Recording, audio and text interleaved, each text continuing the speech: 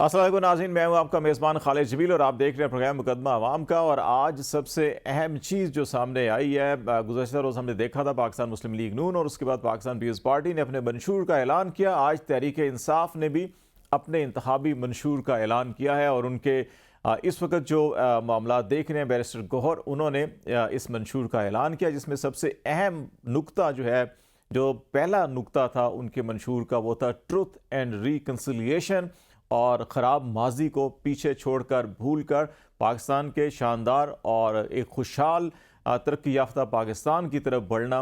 ये इसमें जो सबसे अहम चीज़ थी, जो हमें पाकिस्तान तहरीक इंसाफ के अभी तक जो सिचुएशन है उनमें चेंज नज़र आ रही है। इसके अलावा एक और बड़ी अहम इस जो मंशूर में बात की गई है, वो ये कहा गया है कि असम्बलियों की मुद्दत जो है वो 5 साल से कम करके 4 साल की जाए। इसमें कौमी असम्बली और 4 सूबाई असम्बली, जबकि सेनेट की मुद्दत इस वक्त जो 6 साल सेनेटर होते हैं उनको 5 साल की बात की गई है। और फिर ये भी कहा गया है कि जो सेनेटर हैं उनमें 50% सेनेटर्स का इंतखाब बराह रास्त होना चाहिए, आवाम उनको वोट दे के मुंतखब करें, ताकि जो सेनेट में हॉर्स ट्रेनिंग होती है इंतखाब के लिए उसको रोका जा सके। और फिर एक और जो आइनी तरमीम की बात की गई, इसमें यह कहा गया है कि प्राइम मिनिस्टर का इंतखाब जो है वो बराह रास्त होना चाहिए और अवाम उन्हें बराह रास्त अपने वोट से मुंतखब करें। इसके अलावा बाकी सोशो इकनॉमिक, हेल्थ, एजुकेशन के हवाले से भी उन्होंने अपने कुछ प्लान शेयर किए हैं। वो आलमोस्ट वही हैं जो इससे पहले भी तहरीक इंसाफ के इंतखाबी मंशूर में थे।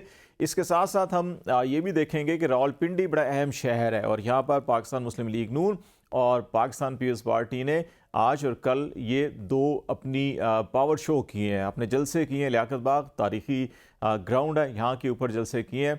और रावलपिंडी ने क्या मैसेज दिया है दोनों जमातों को, और दोनों जमातें रावलपिंडी को क्या मैसेज देके जा रही हैं, इस हवाले से बातचीत करेंगे। हमें इस्लामाबाद स्टूडियो में ज्वाइन कर रहे हैं अब्दुल समद साहब, पाकिस्तान तहरीक इंसाफ के बानी मेंबरान में से हैं। बैरिस्टर आमिर हसन साहब, पाकिस्तान पीपल्स पार्टी से आपका ताल्लुक है और पीपल्स पार्टी की जो मंशूर कमेटी और जो इन सारे मामलों को देख रही थी उसमें भी आप मेंबर हैं। वो हमें लाहौर से ज्वाइन कर रहे हैं। और तारिक सुमैर साहब जो इस्लामाबाद रावलपिंडी के बड़े सीनियर जर्नलिस्ट हैं और न सिर्फ रावलपिंडी इस्लामाबाद की बल्कि पाकिस्तान भर की सियासत को बड़े करीब से इन्होंने देखा हुआ है। बहुत शुक्रिया आप तीनों मेहमानों का।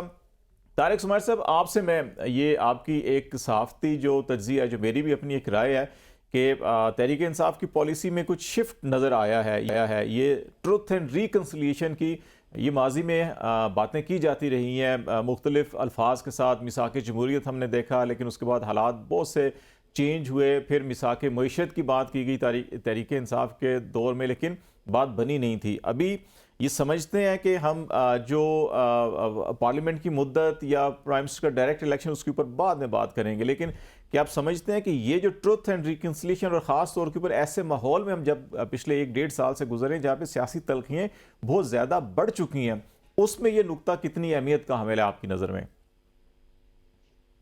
शुक्रिया खालिद भाई। मैं सबसे पहले आपको बताता चलूँ, ये जो ट्रूथ एंड रिकन्सिलिएशन की बात की है कमीशन की, ये मुशाहिद हुसैन सैयद ने 94-95 में की थी। हम्म। ये उस वक्त की बात है कि जब नून लीग में वो नए नए आए थे और वो नवाज शरीफ के मीडिया के सारे मामलात देखते थे। लेकिन बाद में जब उनको इक़्तिदार 97 में मिल गया नून लीग को, तो वो इसको भूल गए। फिर हम्म। मुशर्रफ का दौर आ गया। मुशर्रफ के दौर में जब मिसाक जमहूरियत हुआ बेनज़ीर भुट्टो शहीद के दरमियान और मियां नवाज शरीफ के दरमियान, तो उस वक्त भी ये बातें आई। फिर रज़ा रब्बानी साहब की जो 18वीं आईनी तरमीम थी, उस वक्त भी ये बातें आई। लेकिन अमली जामा, जिसको इक़्तिदार मिल जाता है वो फिर इन भूल जाता है। जमहूरी असूलों को या आईनी बातों को भूल जाता है। इमरान खान साहब ने कहते हैं जी 26 साल जद्दोजहद की है, लेकिन उनको मकबूलियत मिली 2011-12 में। फिर उसकी उनके मुखालफिन उन पे इल्ज़ाम तराशी भी करते हैं। हम्म। कभी पाशा का नाम लिया जाता है, कभी किसी और का नाम लिया जाता है। मैं उस बहस में नहीं जाना चाहता। मैं ये कहता हूँ कि ये तमाम सियासी पार्टियों को पर ये फ़र्ज़ है कि वो आइन पर अमल करें, जमहूरियत पर अमल करें, पिंडी वालों से वोट लें, पिंडी वालों की तरफ देखना या उनकी मदद से गुरेज करें तो मुल्क बहुत आगे चलेगा। हम्म। इमरान खान साहब ने मदद ली।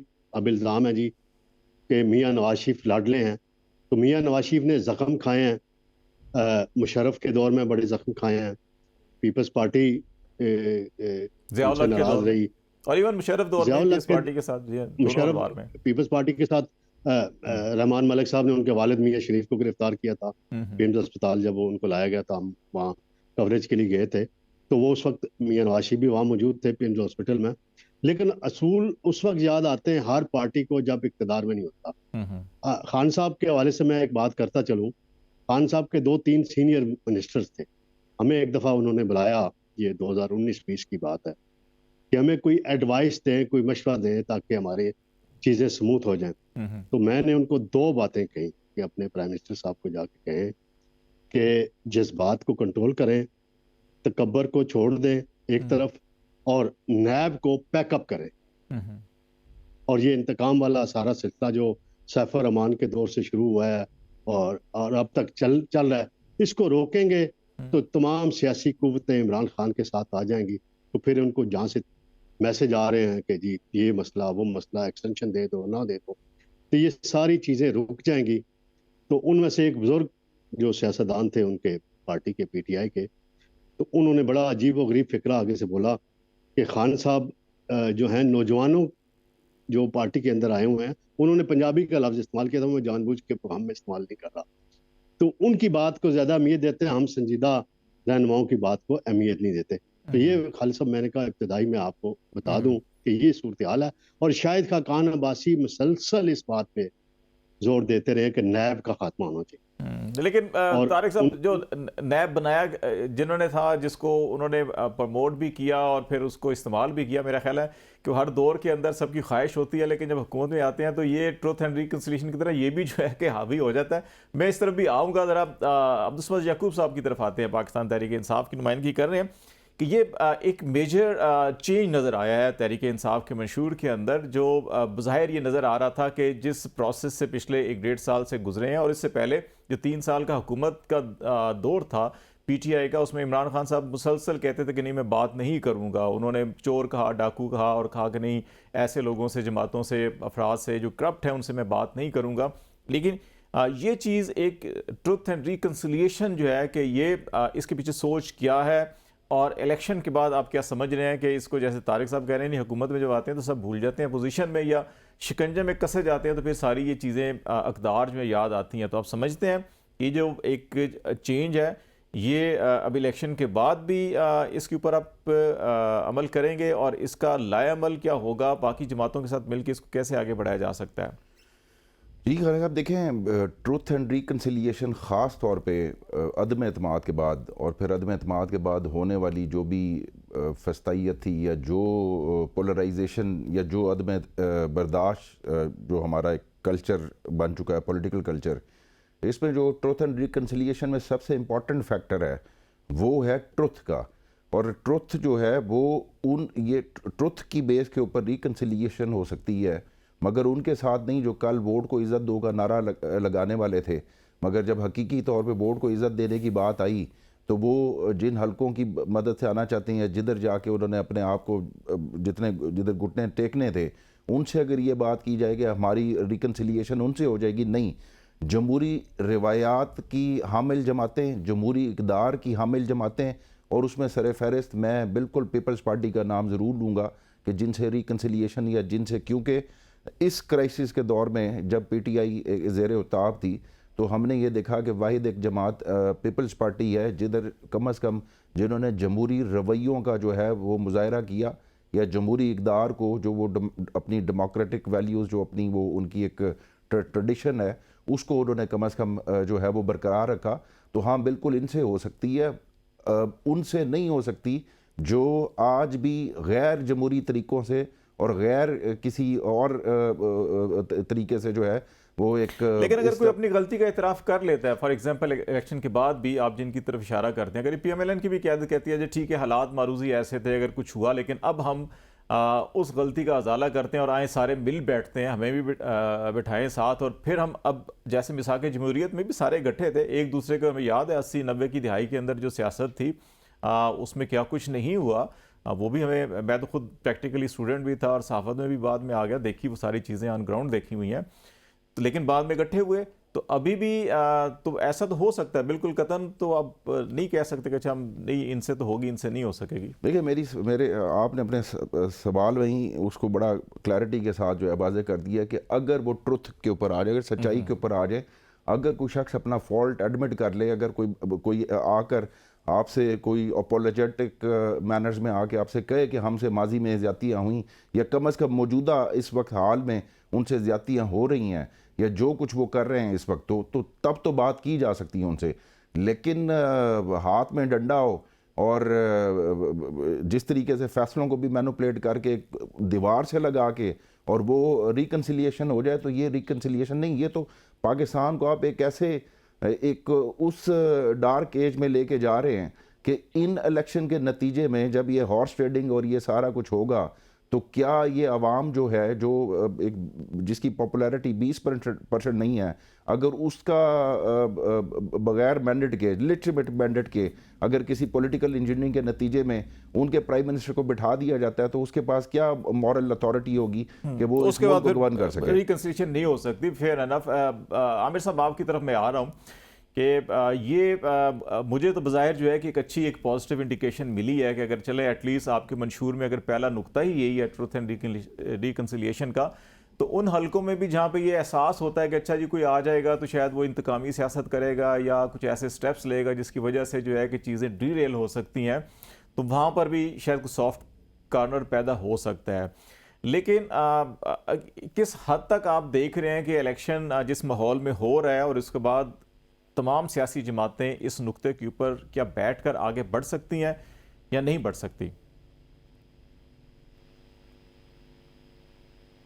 बहुत शुक्रिया खालिद साहब। देखिए, पाकिस्तान के अंदर कोई भी इलेक्शन आइडियल माहौल में नहीं हुआ। हमारी ख्वाहिश है, पाकिस्तान पीपल्स पार्टी सबसे पुरानी सियासी जमात है जो 1970 से इंतखाबात में हिस्सा ले रही है। बाकी किसी का एक तजर्बा, दो तजर्बे बुरे हो सकते हैं, और हमारे सारे तजर्बात बड़े मुश्किल रहे हैं, जिससे हमने लामोहल्ला सीखा भी है। तो आइडियल माहौल तो कभी नहीं मिला। बहरहाल जब एक इंतखाब हो जाते हैं तो उनसे सीखते हुए जब पार्लियामेंट वजूद में आती है तो सियासी जमातों को एक कदम बढ़ाना मिलता है कि वो तलखियां भुला के और एक कदम आगे बढ़े। ये खुशाइंद बात है कि आज जमातें और ख़ासतौर पर तहरीक इंसाफ ने अगर ट्रूथ एंड रिकन्सिलिएशन कमीशन की बात की है, तो हम इन्हें बहुत देर से ये वो कह रहे थे कि आप चार्टर ऑफ डेमोक्रेसी में शामिल हों और आप इसके अंदर आए, ताकि पाकिस्तान के अंदर कोई भी सियासी जमात ऐसी ना हो जो बैक डोर से इक़्तिदार के अंदर आए। ट्रूथ एंड रिकन्सिलिएशन कमीशन, जब मैं चाहता हूं मेरा मुखालिफ सच बोले, तो फिर आपका मुखालिफ भी चाहेगा कि आप भी सच बोले। तो यहां तक लाने में पाकिस्तान पीपल्स पार्टी का एक रोल है। चार्टर ऑफ डेमोक्रेसी में क्या रोल है वो सारे जानते हैं। वो कहते हैं ना कि लाए इस बुत को इल्तिजा करके कुफ्र टूटा खुदा खुदा करके। तो हमने ये जो इन्हें जमहूरियत की तरफ लाने की कोशिश करते हैं, डायलॉग की तरफ लाने की कोशिश करते हैं। देखिए, ट्रूथ तो बोलना पड़ेगा, आज वाले को भी बोलना पड़ेगा कि वो किस तरह लाडला बन रहा है, तो कल वाले को भी बोलना पड़ेगा कि वो किस तरह लाडला बन रहा है। क्योंकि हम कभी बने नहीं है, ना हमें किसी हमीद गुल ने सपोर्ट किया, ना हमें किसी फैज हमीद ने सपोर्ट किया। हम तो इनके खिलाफ बनाए गए इत्तेहादों से आप ही जिक्र कर रहे थे, जनरल ज़िया का दौर हो या जनरल मुशर्रफ का दौर हो, हमारी पार्टियां तोड़ी गई और हमारी पार्टियों से लोग दूसरी पार्टियों में ले जाए गए, किंग्स पार्टियां बनाई गई। जब कहा जाता था कि विकेट उड़ा दी, आज विकेट, वो किसकी विकेटें उड़ रही थी? वो हमारे 40 साल पुराने कारकुनान थे जिन्हें कारकुन से हमने वजीर तक बनाया और वो ले लिए गए। उस वक्त नहीं सोचा गया कि इससे जमहूरियत मजबूत नहीं होती, कमजोर होती है।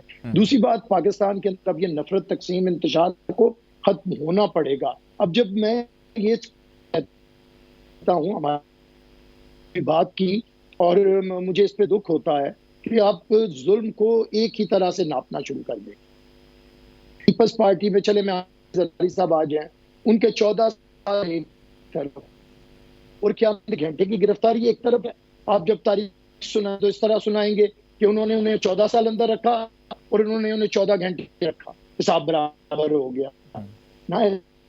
ये चीजें मतलब फिर भी क्लियर नहीं। जो हमारे साथ हुआ, जेलों में रखा गया, बेनजीर भुट्टो के खिलाफ किया गया, हमें हमारे साथ क्या क्या सलूक नहीं हुआ। हमारे नाम रजिस्ट्रेशन के केसेस खुद कह दिया कि ये सैफुर रहमान एहतसाब था, जो होता परवेज मुशर्रफ का हुआ, और उसमें कौन बना?